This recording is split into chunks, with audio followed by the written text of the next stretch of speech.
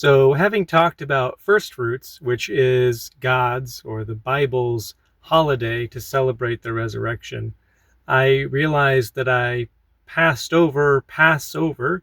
So, I'd like to talk about that as well. Passover being an immensely prophetic holiday that God instituted. So, we know, of course, that Christ died on Passover, and later in the New Testament, he is called our Passover lamb.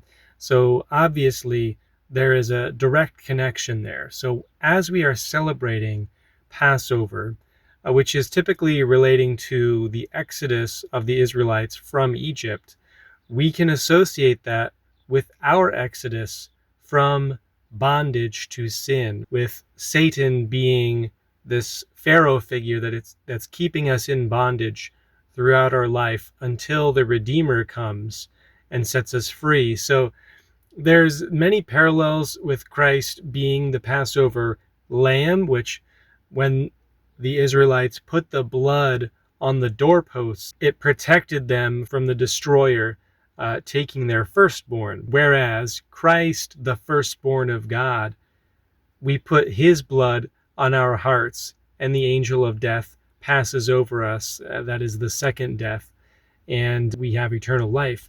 That follows with redemption and being brought out from slavery and bondage. That is not just a delivery from, but a delivery unto.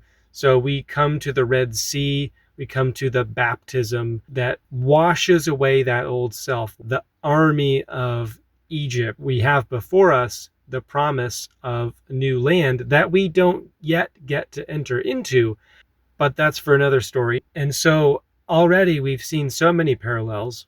But that Passover lamb that was brought into their home, they had to select it on the 10th day, Passover being the 14th. So that's 4 days to examine this sheep, this lamb, and make sure that it's spotless, to make sure that it's pure, it's perfect. And what happened on Palm Sunday?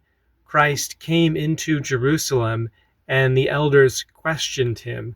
Is he really who he says he is? Is he the Messiah? Is he the Son of God? They knew that he was, and that is why they felt they had to put him to death, to save the nation from rebelling against the Roman Empire and then being destroyed. There's more yet to come.